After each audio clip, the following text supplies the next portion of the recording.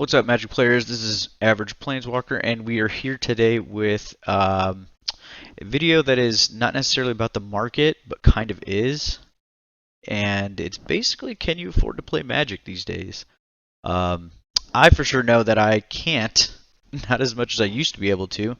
I get singles. I used to enjoy cracking packs and boxes and things like that. And now I just stick to the singles that I need until I can upgrade it to like a foil that I like or something like that. But um, yeah, it's pretty overpriced at the at this moment in almost every format. So we're gonna take a look through standard, pioneer, modern, legacy, vintage, and we are going to tap on what just was just announced this morning from Hasbro, and that will probably be in a separate video, and that is about the 30th anniversary reserve list reprint. So yeah, we'll get into it, and let's start with standard. So currently we are looking at the standard metagame. This is taken off of MTG Goldfish, and as you can see here, everything is below 600, except for Rakdos midrange there at the end. And Grixis midrange, which is over by $10. But this is still an expensive meta for standard, and long gone are the days of standard being a couple $100 to play into, and that hasn't been a thing for more than 4 or 5 years. So that's kind of normal at this point. But now we're getting into prices that are what old modern used to be. I think old modern used to be around 8 to 1,000. You know, like 1,000 being at your top end. 6 to 800 was about your average, which seemed about right for modern. But standard now is about your average from 5 to 700. It seems like, or I should say 4 to 600 is your average. And there's some decks. These are just the top 10 decks, but there are decks out there that are less than, as you can see, $100, or excuse me, a couple $100 to play. Though if you've just been buying the sets as they come out and everything, I'm sure you've accumulated enough card to make the decks you want with not as much of a investment into it that way. So that's how it was back in the day for me. I would buy 1 to 2 boxes of a set of a new standard set, because standard's my favorite format. I would buy 1 or 2 boxes and then per set, and I would just crack and then start brewing and then make my trades and then maybe buy a single here or there when I needed it. And now I have been out. I don't think I've bought a standard box set since Ikoria, if I remember right. So it's been a long time, and I just recently got back into paper standard, and I just bought the singles I needed for my deck, and it's my bank control, and I love it. It's really fun. So right now we're looking at Rakdos Sacrifice at 559, Grixis Midrange at 609, and so on. You can see what they are. Modern is, or excuse me, Standard. We'll get into Modern later. Standard is very fun right now. I'm enjoying it, even though Mono Black. Actually, honestly, it's not even Mono Black. It's just the fact that Invoke Despair. And I did a whole separate video on why that should be banned. Go check that out. And I gave numerous reasons as to why it should. But yeah, that's the only card. It's not like it's an entire deck that I don't like. It's only that one card that I can't stand. That's it. Otherwise, I don't mind playing against so many different archetypes there are. There are so many out right now. That's why I think Standard is really, really healthy right now. And I think it would get better if we removed Invoke Despair. But I'm having fun with Orzhov Clerics. I'm having fun with Orzhov Angels. Esper Midrange. My version of Esper Midrange, not the one that's here. But there's just a lot that I'm having fun with, and it's really good meta right now. So yeah, Standard's in a good spot. Standard's in a really good spot. So let's jump on over to Pioneer. Now, I have been out of Pioneer for a couple of years, maybe even a few years. When it first started, I was judging Pioneer tournaments, and I was playing in them, and it was really fun. And I think when I ended up moving back to Lower 48 from Alaska, I think I stopped playing Pioneer, and then everything kind of stopped when COVID hit, obviously. But Pioneer kind of has the same price point as Standard. the bottom at 173 when Standard's bottom was at 125. So I think it's their Standard and Pioneer are kind of the same because they almost have a pretty close mix of cards when it comes to obviously what's in Standard now to what can be used in Pio from Origins on up. You know, with the exception of obviously banned cards, but I've been thinking about getting back into Pioneer, but I have to look at the meta. I have to see what people are playing. Not so I could choose what deck I want, just so I know how to brew around everything else, because I don't like combo decks, such as Thassa's Oracle. I can't stand it, and I'm glad that's not in Standard anymore. It hasn't been in Standard for a few years now, but that's in Pioneer. Um, and then I think Labman is in Pioneer as well. So combo decks like that I don't enjoy, and if they're in the format, I don't like to play it as much. Um, Modern is a whole different animal when it comes to that. So when it comes to Pioneer, I'm going to be looking into it a little bit more and maybe playing a little bit more Pioneer, probably just on Moto. Um, but the price point doesn't seem to be too bad for Standard and Pioneer. Now let's jump into Modern. Modern is a completely different animal. Completely different animal. Your average deck price is at least $1,000. At least. Even Burn, Boros Burn, you're looking at least $500. It's crazy. Modern Horizons 1 and Modern Horizons 2 have shaken up the format. Modern Horizons 1 shook up the format, I would say, in a pretty decent way. Modern Horizons 2 has shaken up the format in a terrible way. Terrible way. And when it came to Modern Horizons 1, Urza was the big baddie of the format. And what they do? They banned Mox Opal. Like, that was a terrible ban. They should have banned Urza. Like, that's it. Urza is hardly seeing any play now because of that banning. But if they would have banned Urza instead of Opal, you would have been able to keep Affinity. When they banned Opal, they destroyed an entire archetype, and I think that's bad for the game. I think that's bad for Modern. They hit the wrong card, honestly. But in Modern now, you're looking at least $1,000 to get into it. Murktide Regent being the top deck at almost $1,200. But what is very odd is that there it is, 4/5 color Omnath. 4/5 color Omnath, I think, is number one now. I don't know if this has been updated or not, but I think it's just based off percentages.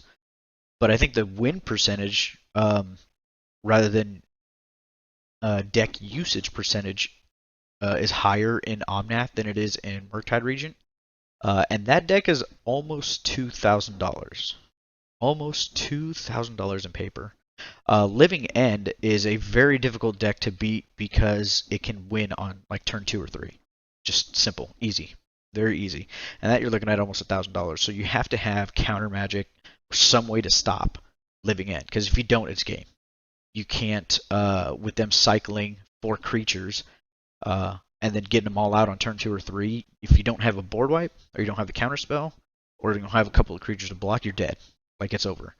So Living End is really difficult to get around. Amulet Titan has so many different new pieces to it, to where it was dormant for a few years.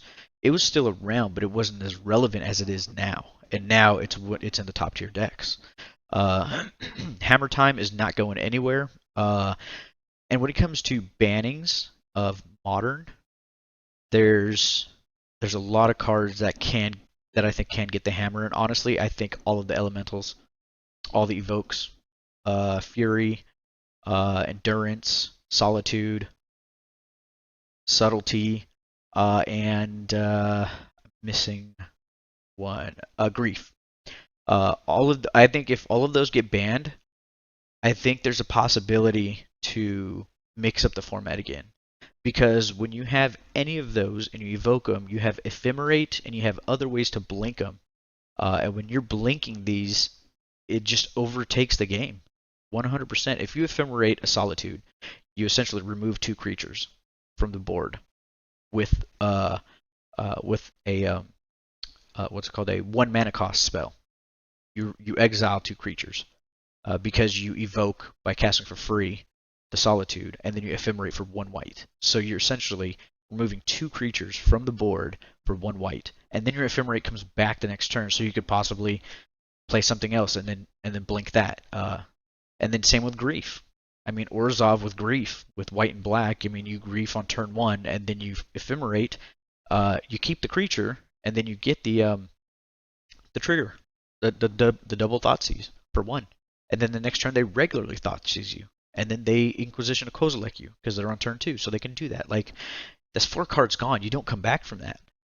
Fury, you establish a board state with a couple of creatures and a planeswalker, and you think you're safe because you have 3 permanents on the battlefield, and a Fury will just wipe all 3 of those out. So, I think it's a matter of removing those 5 cards from the format can shake up the format again. Would it hurt Omnath and pretty much take it off of tier? There's a possibility. There's a possibility. It won't do anything to Hammer Time. As far as I know, it won't do anything to Regent, Murktide Regent. They might lose Subtlety. Maybe a Fury. Some of them run that. Indomitable Creativity, I think, can still go without it. Rakdos Midrange can still go without it. Yeah, like, I think that's what needs to happen. Just those 5 cards should be banned for Modern, and I think that could, I wouldn't want to say fix it, because you still got Ragavan. You still have Murktide Regent. You still have Crashing Footfalls to deal with, but those are more, you can deal with those a lot more than free evoke creatures. So that is my hot take on Modern. I am not the best Modern player, but I do enjoy it, and I love to brew for Modern. But I do, as much as I've been playing lately in the last year of Moto online for Modern, those are the 5 cards that see the most play in almost every archetype and every deck, and they can be gone. They can be gone. So from Modern, we're going to go into Legacy. Now, I don't play Legacy. I play it every once in a while with some friends when they have like a Legacy tournament. Somebody will let me borrow a deck because I can't afford this format. Period. I just can't. And I know that, and I know a lot of people say, Legacy and Vintage are kind of like 40K. Like Warhammer 40K is like you have this big upright purchase, but then later on you're not necessarily having to buy more because the deck doesn't really change. You might change a couple of cards when new set comes out, and that's not as expensive. So your first initial purchase of these decks is going to be big. But after that, maintaining them is not that bad. But that upfront purchase is very difficult to do. I would have to spend almost a year or two just to get build a deck that I would want for Legacy, and that's just based off lands. Just based off lands alone. The dual lands that are in Legacy are what makes a lot of this the most expensive. You're looking at a minimum of 2,000, I believe. Yeah, 1172 D&T, Death and Taxes. That's about 1,100. I'm sure that can bump up to like 15 if you really wanted to upgrade it or something. But you're looking at probably an average of $2,000 at the very least average. Between $2,000 and $5,000 for a Legacy deck. And these type of formats have a certain player base, and I get that and I respect that. And I'm not trying to say like this is bad and we shouldn't have this. It's great that we have this. It's like a lot of players have these old cards. It's amazing that they have a format to play them in. So that's really good. I just can't afford that. Now, if you can, dope. If you can't, I'm right there with you. I get it. But that's Legacy. And when it comes to Arena,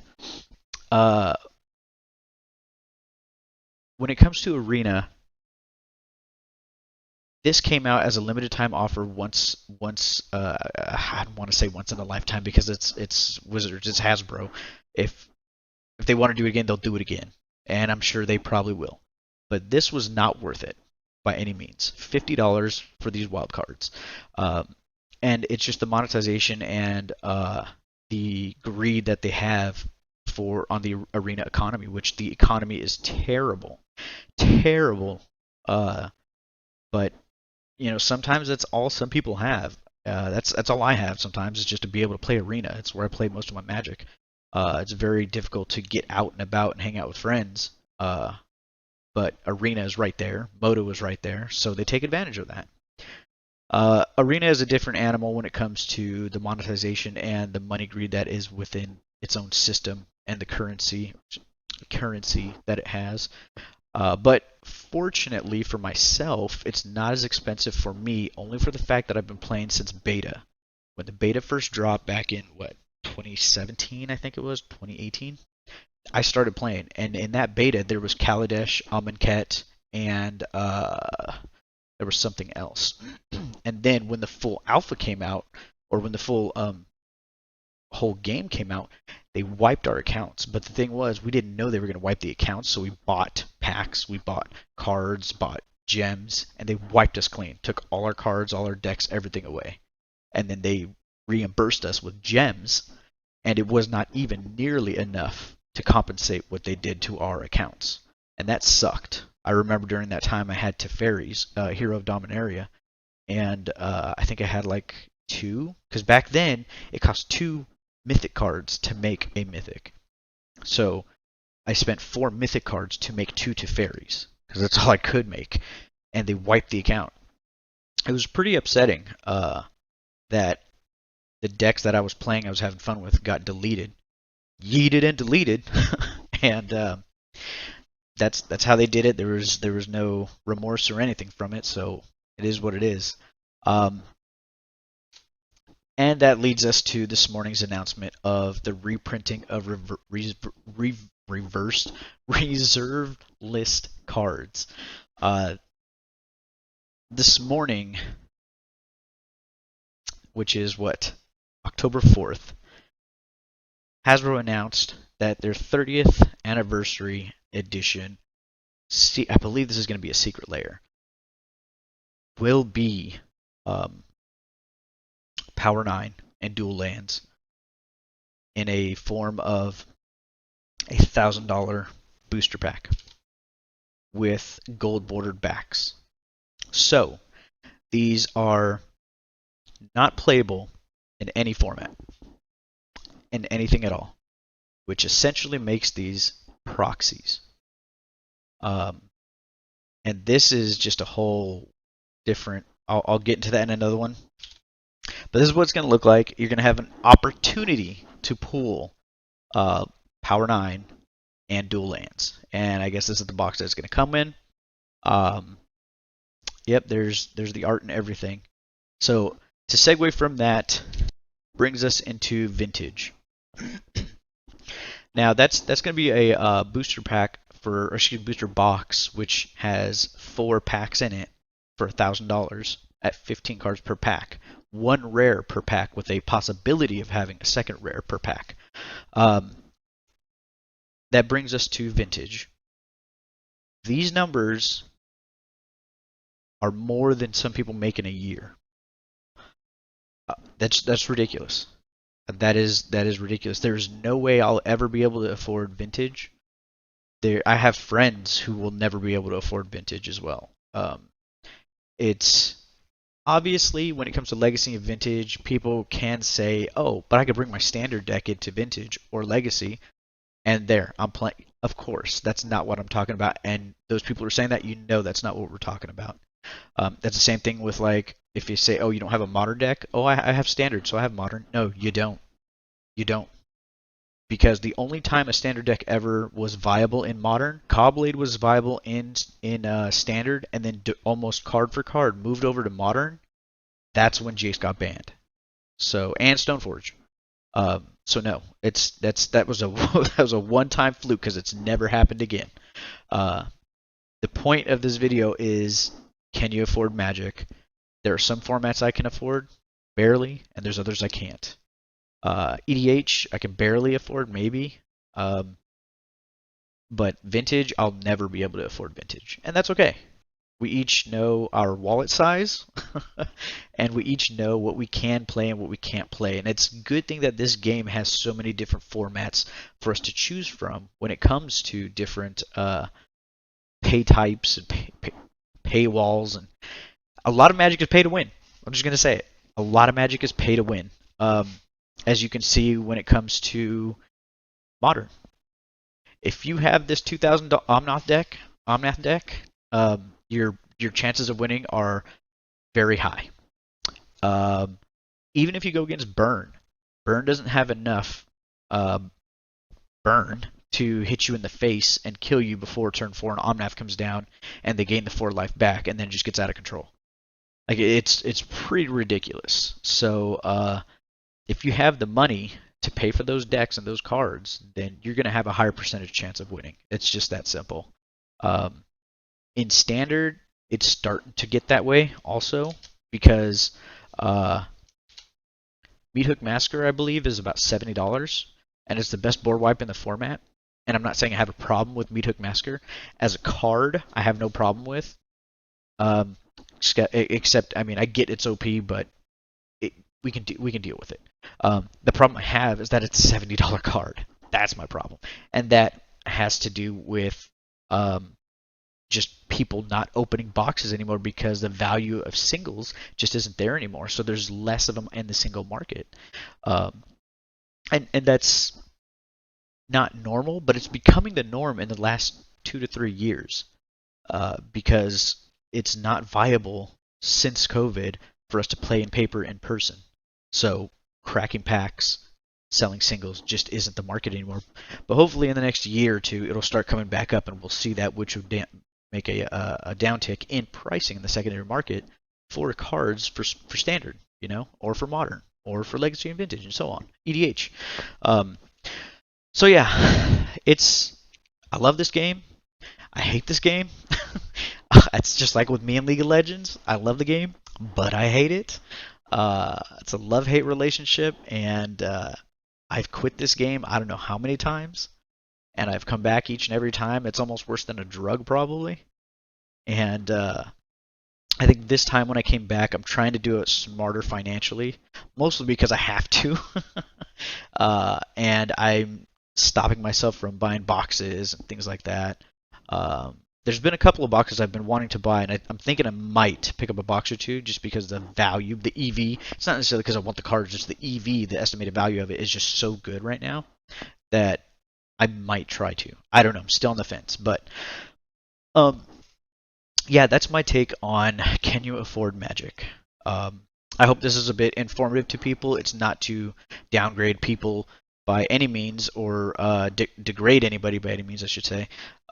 If you can afford all these decks, including a vintage deck, sweet, go on for you. I hope you have fun and everything. If you can't, figure out ways how you can grab a few cards here and there and play games. I do a lot of brews on this channel on Arena, and you can check out my decks. And I would say they're a bit cheaper, only for the fact that their cards not being played mostly, for the most part, like Tameo. But then there's other cards like the Wandering Emperor that are being played that I am playing as well.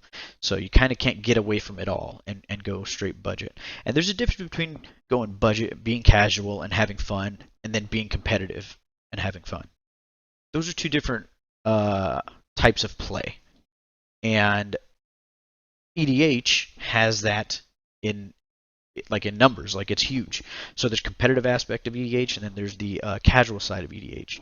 And when I talk about EDH being expensive and not as fun anymore, people say, well, in my group, we do this, we do that, and that's how I make it fun. Well, I get it. Like, your group is that way, but I play competitively. And so when I play competitively, it's not fun because you see the same things, or I can't afford the best cards, so it's difficult to play, but I'm going to do with what I got, So that's what I mean when I talk about all these things is, it's coming from a perspective of someone who can't afford all of the archetypes and formats. That because I think honestly that's a little bit more relatable for some people. Some people buy cards based on paycheck to paycheck, and you can't fault people for that because we're all just trying to have some fun from our daily lives that are just tearing us apart sometimes. So if you're doing that, go you. Do whatever that makes you happy to an extent. But yeah, check out my next video for the 30th anniversary reserve list reprints because I might pop off. So, alright, y'all. This is Average Planeswalker. I'll catch you later. Peace.